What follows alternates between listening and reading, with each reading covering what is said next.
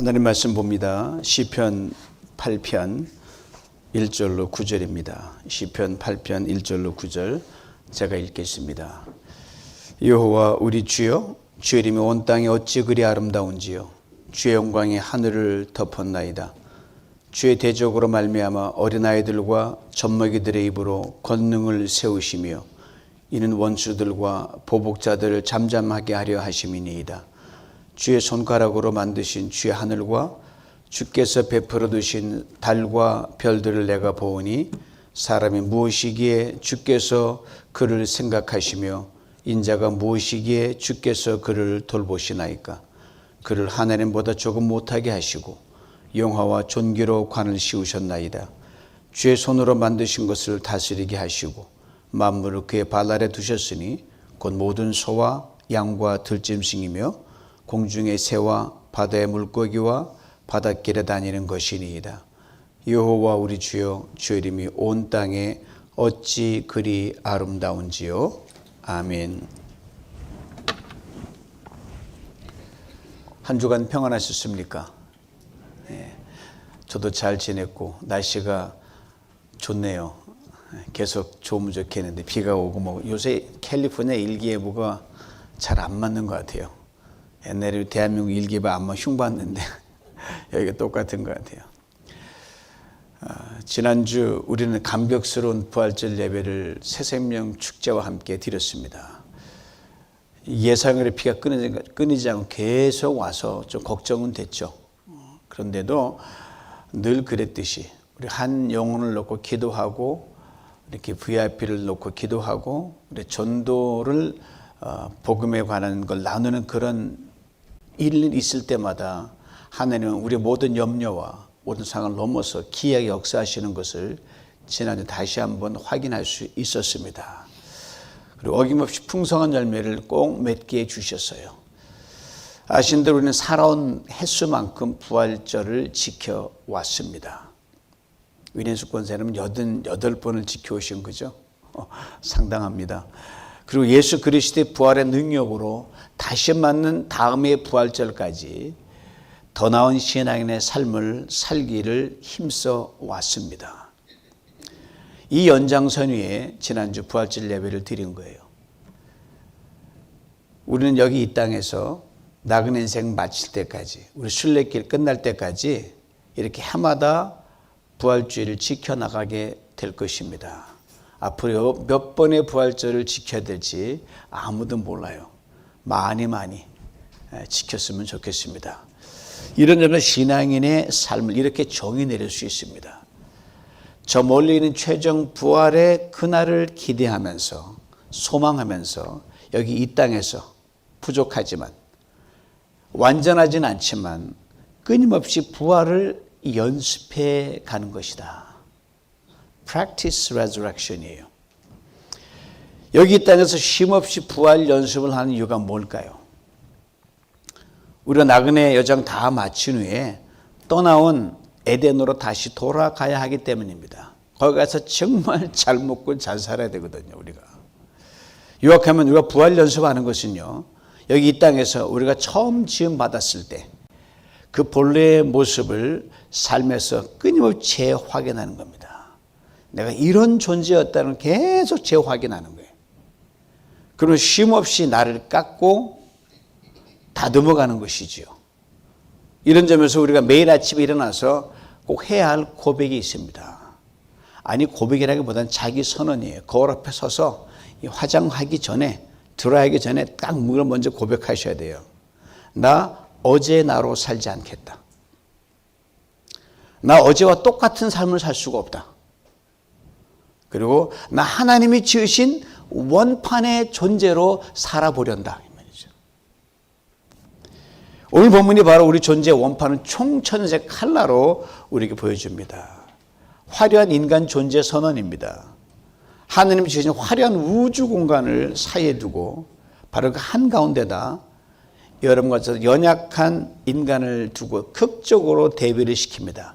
말도 안 되는 비교 대상이 비교되고 있는 거예요. 어떻게 하늘과 우리가 비교됩니까? 그 영광과 우리 이 지구의 이가 어떻게 비교됩니까? 비교시켜 놓고 있는 거예요. 같은 내용으로 시작되는 1절, 9절 봅니다. 1절 보면 여호와 우리 주여 주의 이름이 온 땅에 어찌 그리 아름다운지요. 9절도 이와 똑같아요.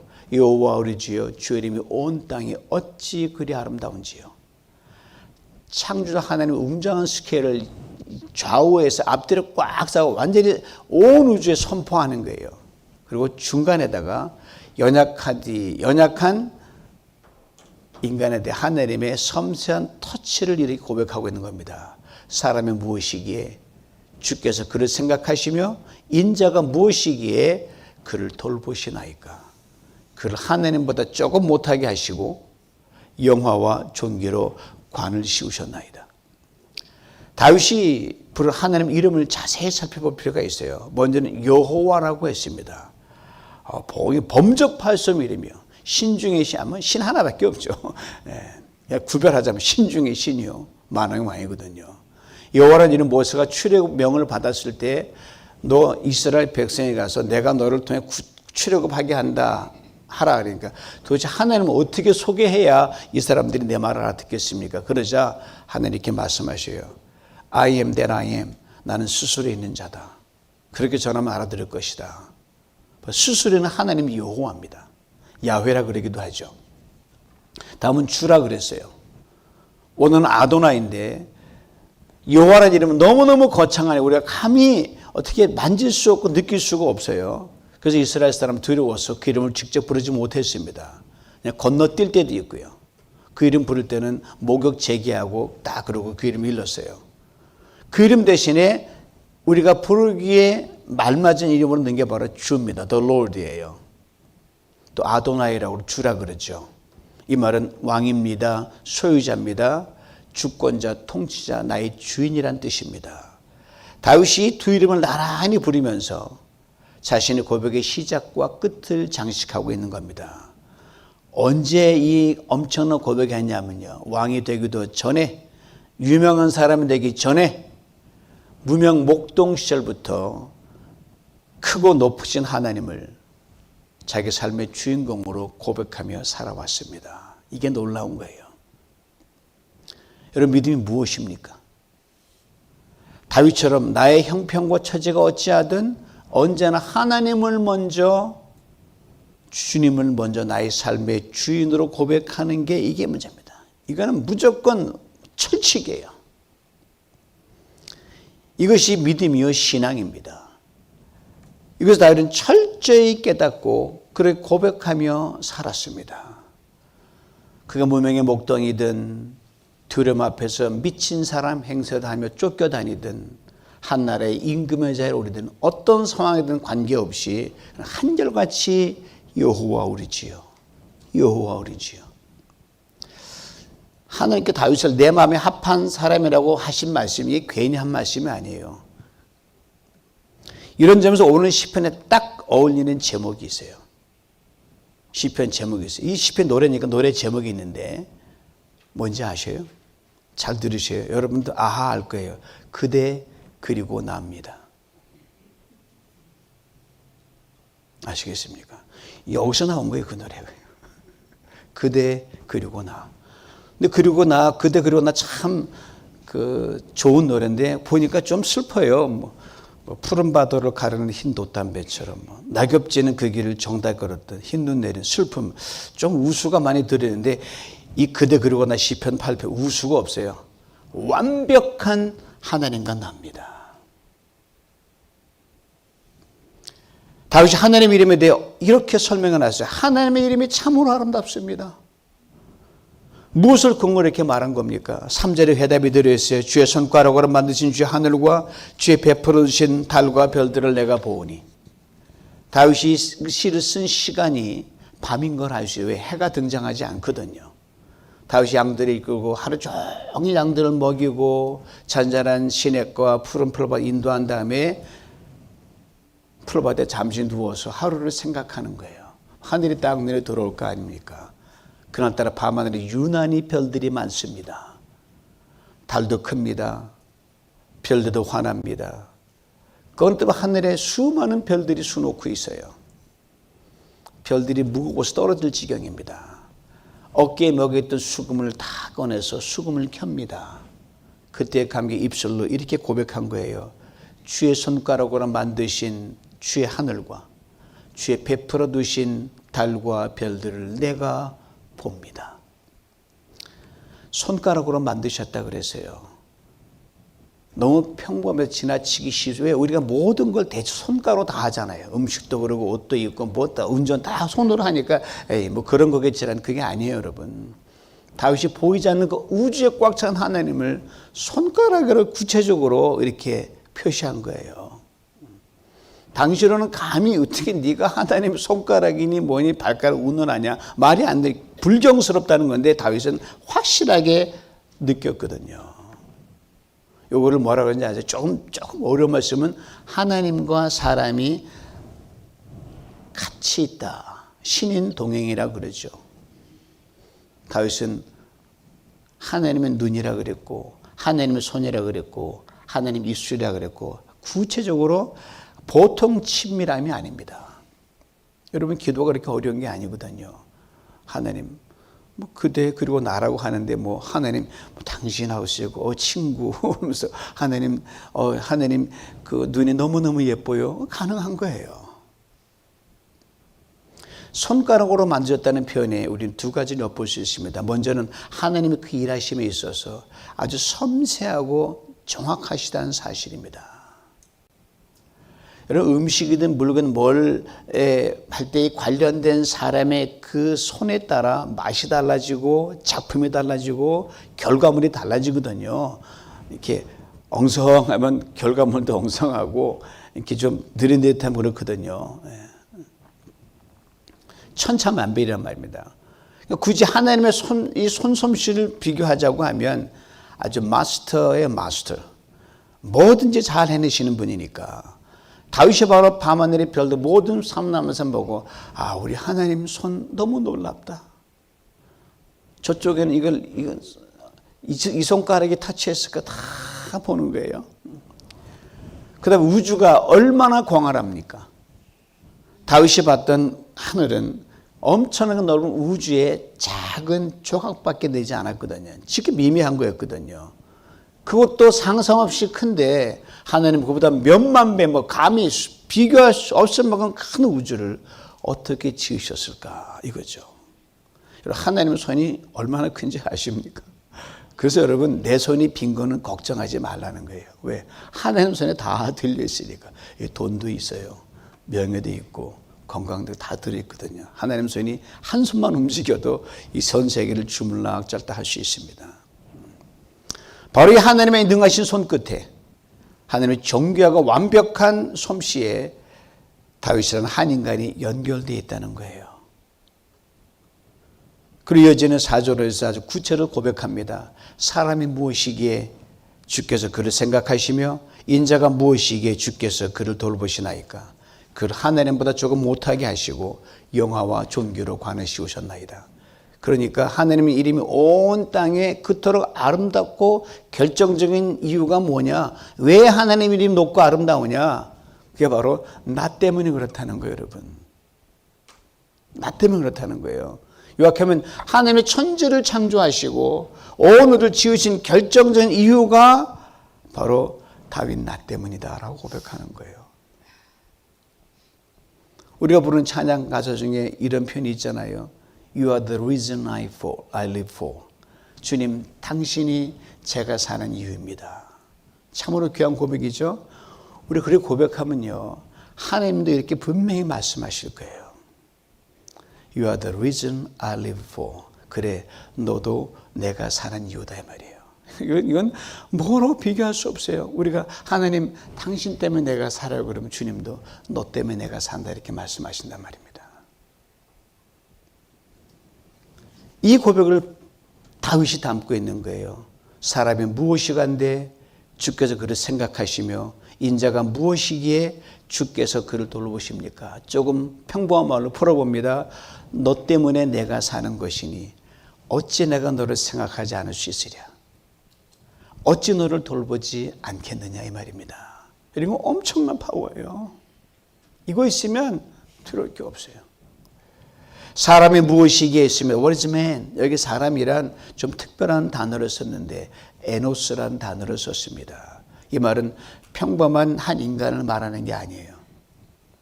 깨지기 쉬운 존재가 사람이란 거고요.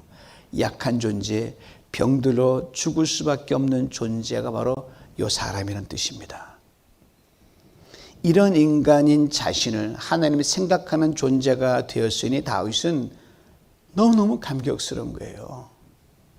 또 생각한다, 기억한다는 말은요, 쉬지 않고 끊임없이 생각하고 돌본단 말입니다. 우주의 먼지보다 작은 자신을 이 크신 하나님이 기억해 준다고 하는 것. 또 인자가 무엇이게라고 했습니다. 인자는 원어도 벤 아담이라고 그러는데 사람의 아들이란 뜻입니다. Son of man. 지역하면 아담의 아들이에요. 우리 모두 아담의 아들, 딸 아닙니까? 첫 인간 아담의 후손이란 말입니다.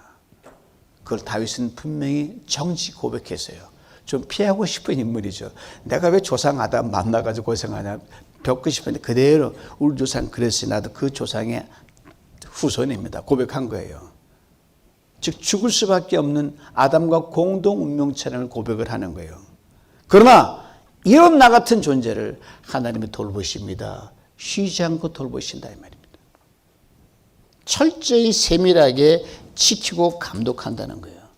제가 어제 좀 머리를 식히기 위해서 저희 동네 다이아몬드 꼭대기에 높이 올라가면 그 전체가 조망되는 데 있거든요. 갔더니 그 로컬 트럭 드라이버가 망원경을 쭉 놓고 보고 있는 게 뭐 하냐 그러니까 94배 배열 망원경이래요. 어디를 향하다 보니까 마운틴 발디를 향하고 있더라고요. 발디를 본대요. 보라 그러더라고요. 그래서 취미가 트럭 운전사인데 이 천체를 관장하고 하는 게 취미예요. 그거 보는 망원경도 하나 사줬고 저도 하나 사고 싶더라고요. 40불에 샀대요. 몇백 불짜리를. 그 마운틴 발디를 딱 봤는데 육안으로는 그냥 눈 덮인 탐밖에 안 되는데 놀랐어요. 94배 배율밖에 안 되는데 딱 보니까요. 그 마운틴 발디의 그 산 꼭대기는요. 요만한 이 나무들이 다 보이는 거예요. 눈 속에. 정교하게 보이는 거예요. 몇 배? 94배밖에 안 됐는데. 하나님의 눈이 우리 못 볼 리가 없죠. 이 속 깊음까지 꿰뚫어 본다는 말이 맞는 거예요. 제가 감탄했어요. 야, 이 94배짜리 가지고 혼이 보이는데 하나님 의심하지 않겠습니다. 그러고 내려갔어요. 기억하고 잊지 않으시고 돌보는 그 섬세함, 슈퍼 망원경이죠.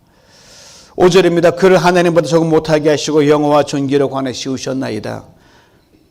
4절보다 더 치밀하고 리얼합니다. 시편 8편을 여러분 다이아몬드 반지라고 하면 가정해 보면요. 다이아몬드 반지라고 하면 요 5절은요. 그거 박혀있는 다이아몬드 알맹이랑 똑같은 거예요. 그것도 값을 매길 수 없을 정도로 아주 최고가의 다이아몬드라는 거예요. 왜냐하면 인간의 존재 가치가 하나님보다 조금 못하니까 이거 값을 어떻게 칩니까? 조금 못해 조금 부족하게 하나님의 성품을 닮았습니다. 신의 성부 형상으로 지음받았지만 육이라는 옷을 입고 있는 게 불안하잖아요. 그 부족함이 있다는 거예요. 결국은 육을 벗으면 그것조차도 없이 하나 우리가 내가 너 안에 너가 내 안에 있더니 놀라운 기이한 일이 벌어지는 거예요. 비록 깨지기 쉽고 변도고 죽을 수밖에 없는 아담의 후예이지만 원판은 그렇지 않다는 것을 5절에서 밝히 보여주는 겁니다. 5절의 시제가 과거로 되어 있어요. 영화와 존귀로 관을 씌우셨다. 영화란 무겁다는 겁니다. 이 말은 가치 있는 것이요 귀한 것이라는 의미로 사용되다가 영광이라는 뜻으로 변했고요. 존귀란 단어는 한없이 부어오른다는 뜻이에요. 한없이 팽창한다는 뜻이에요. 위엄과 영광과 광채가 멈추지 않고 무한 확대된다는 겁니다. 누가? 하나님이 친히 지으신 저 여러분과 저와 다윗이 그렇다는 거예요. 놀랍지 않습니까? 그리고 최종적으로 이것을 정결지는 게 뭐냐면 인간의 머리에 관을 씌우셨다. 크라운을 씌우셨다 그랬어요. 그리고 6절 8절로 이어지면서 하나님께 존귀와 영화로 관을 씌워주시고 만물 위에 높여주신 것 이렇게 고백합니다. 주의 손으로 만드신 것을 다스리게 하시고 만물을 그의 발 아래 두셨으니 곧 모든 소와 양과 들짐승이며 공중의 새와 바다의 물고기와 바닷길에 다니는 것입니다. 천지창조의 정점에 사람을 두신 하나님께서 만물을 다스리게 한 것을 이 짧은 3절 속에 담아놨습니다.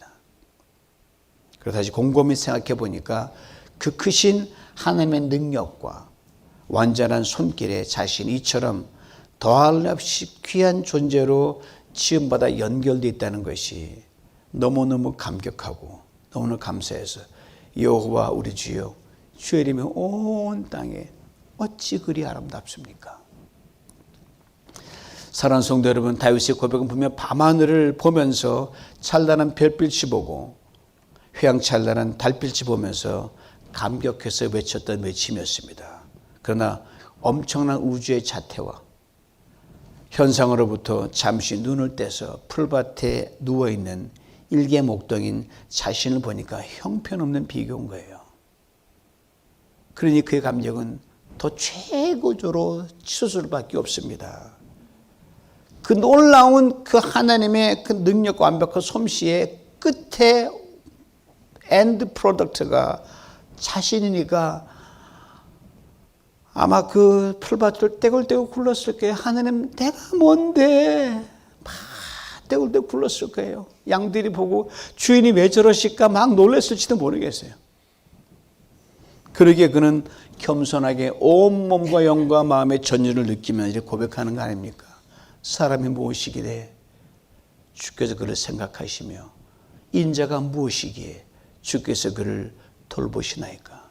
그를 하나님보다 조금 못하게 하시고 영화와 존귀로 관을 씌우셨나이다. 이 가슴 터질 것 같은 이 깊고 높은 귀한 존재감, 견딜 수 없는 감격 속에서 토해내는 지존자 하나님과의 친밀함. 다윗은 그의 일평생 이것 하나 꽉 붙들었습니다. 이름 없는 목동씨를 꽉 붙들었고요. 이스라엘 왕이 되었을 때 이것만 붙들었어요. 그리고 이것이 바로 하나님과 세상 앞에 보여지는 나의 존재라는 것을 선명하게 선포해서 오늘 우리에게까지 이르고 있는 거 아닙니까? 하나님의 창조의 손끝에 놓여있는 나의 원판 사진이기 때문에 그렇습니다. 그나신 대로 아담과 하와가 에덴 동산에서 쫓겨나지 않습니까? 인간의 원판이 심히 손상이 된 거예요. 원판 복구가 불가능하게 됐습니다. 다윗이 그걸 너무너무 잘 알고 있어요. 그러기에 원판의 모습을 잃어버릴 수밖에 없는 에노스라는 존재를 고백하고 있고요. 아담의 후예라고 고백하면서 그런데 하나님 이런 내가 뭐가 예뻐서 늘 기억해 주시고 이처럼 돌보고 찾아주시는 겁니까? 라고 다윗이 묻고 또 묻고 있는 거예요. 그리고 놀라운 선언하는 거예요. 나를 하나님보다 조금 못하게 하시고 영화와 존귀로 관을 씌우셨나이다. 하나님의 자신을 보시는 관점을 다윗은 정확하게 알고 있었습니다. 즉 하나님께서는 아담과 하와가 에덴 동산에서 쫓겨난 이후에도 여전히 우리와 우리 모두 한 인간 한 사람 한 사람을 창조 때 지으신 그 원판의 모습으로 늘 바라보고 계신다는 사실입니다. 우리 한번 찍히면 영원히 찍잖아요. 그잖아요. 평생 찍잖아요. 하나님은 그렇게 평생 찍는 치사한 분이 아니에요. 우리가 아무리 허물이 많고 죄가 많고 실수를 반복하고 그 오기 전에 부부싸움 했다 할지라도 너 원판인데 그렇게 인정해 주시는 거예요. 너 원판이다. 그 모습으로 돌아가고 그 모습으로 고백하고 그 모습으로 찾아오라는 겁니다. 사절의 인자라는 표현은 예수님께서 즐겨 쓰시던 표현이었어요. 분명 다윗 자기 같은 사람을 언급한 거예요. 오랜 후에 예수님께서 친히 인자가 되셔서 십자가 위에서 피 흘려 죽으시고 우리 원판의 모습을 찾게 해 주셨습니다. 다윗이 오랜 시간이 흐른 후 예수 그리스도께서 인간의 창조 때 그 원판의 모습을 찾게 되리라는 것 다윗은 상상도 못했어요. 상상도 못했습니다. 다만 어떻게 해서든 하나님께서 그렇게 하실 것이라는 것은 믿었어요. 그렇습니다. 다윗은 깨지기도 했고요. 넘어지기도 했고요. 망하기도 했고요. 쫓겨다니기도 했고요. 수치와 멸치를 당하기도 했고요. 죽을 고비를 넘겼지만 죽어도 나는 이 원판으로 회복되는 부활을 믿는다라고 다윗은 고백한 거예요. 바울의 신앙은 부활 신앙이에요. 그리고 그 믿음 속에서 자기 존재를 매일매일 확인하면서 그대 그리고 나 이 제목의 탁월한 부활 노래를 매일매일 연습했다는 거 아닙니까? 그대 그리고 나 그 노래 부르시면서 이 시편 8, 9편을 암송하지 않으면 그 노래 헛방이에요, 여러분. 예수 그리스도 오시기 전 일개 목동이었던 다윗이 하느님이 사람을 보시는 관점, 즉 원판의 모습 우리를 바라보시고 그 모습 우리를 기억하시고 그 모습을 돌리시기 위해 끊임없이 오늘도 돌보시고 지키시고 계신다는 것을 믿었다면, 수천 년 전에 믿었다면 예수 안에는 여러분과 저는 두말할 필요가 없는 거 아니겠습니까? 다윗이 자신을 걸어 영화와 존귀로 관을 씌운 존재라 고백할 수 있다면 우리 이보다 더한 영광과 존귀와 관을 씌움받은 존재이기 때문입니다. 즉 하나님이 우리를 친히 덮으셨기 때문입니다. 예수 그리스도의 구속의 피가 우리를 덮으셨기 때문입니다. 그 부활의 능력이 우리를 감싸기 때문입니다. 그로 나를 바라볼 때나 남을 바라볼 때나 하나님의 창조의 원판으로 바라봐야 합니다. 오늘 나의 모습은 생각하기 짝이 없죠. 내일은 분명 창조의 원판에 가까이 가 있는 것을 바라보면서 매일까지 여러분 각자를 보시면 이렇게 다윗의 고백을 할 수 있어야 할 것입니다. 사람의 무엇이간데 주께서 나를 생각하시며 인자가 무엇이간데 주께서 나를 돌보시나이까. 나를 하나님보다 조금 못하게 하시고 영어와 존귀로 관을 씌우셨습니다. 그리고 오늘 여러분과 우리들이 만나는 모든 사람에게도 동일한 축복을 빌어줘야 됩니다. 지금 이 사람이, 지금은 내 자녀가, 지금은 내 아내가, 지금 어느 집사님이, 지금은 내 친구가 흔들리고 연약하고 하나님으로부터 때론 멀리 있다 할지라도, 아니 형편없이 간다고 할지라도 이 예수 안에서 반드시 창조의 그 원판의 영화롭고 존귀한 존재로 변할 것이라고 굳게 믿는 거예요. 사람이 모시기에 내 아들을, 내 아내를, 내 VIP를 생각하시며 인자가 무엇이겠는데 주께서 아무하게를, 여러분 그토록 못마땅 사람을 집어넣고 외우면 여러분 훌륭한 사람인 거예요. 그를 하나님도 못하게 하시고 영어와 존귀로 관을 씌우셨나이까. 하루 이틀은 하면 끊임없이 해단다는 게 중요한 거예요. 우리 오늘부터 나를 바라보는 모든 관점을 시편 8편으로 바꿔놓을 수 있기를 원합니다.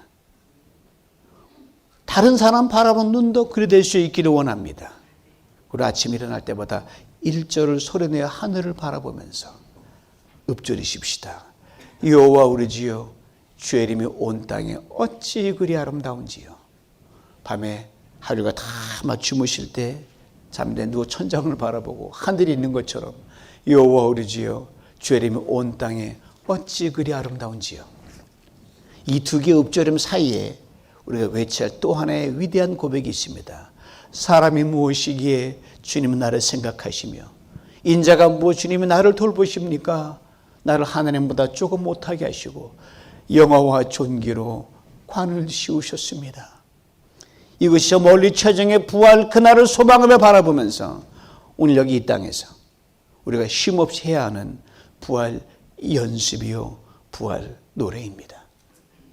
이것이 꼭 인생 살맛이 나든 죽을 맛이든 아무리 힘들고 어렵든 일이 잘 풀리든 심지어 죽음의 순간에 우리를 덮칠지라도 우리가 평생 외쳐야 하는 자기 존재의 재확인입니다. 내가 이런 사람이다 이 말이죠. 그렇게 고백하며 그렇게 외치며 그렇게 소망하며 그렇게 꿈꾸는 가운데 매일매일의 삶 속에서 창조의 원판에 더 근접한 삶의 모습을 계속 찍어나가는 우리 모두가 될 수 있기를 간절히 원합니다.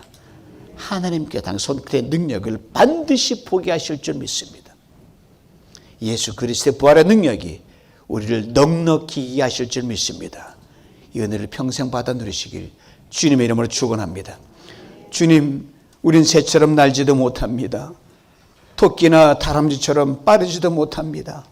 더구나 사자나 호랑이만큼은 강하지도 못합니다.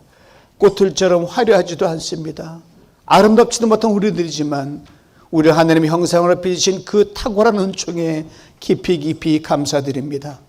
우리처럼 생각하시고 돌보시는 주님 앞에 우리 너무 생각 없이 살았음을 고백합니다.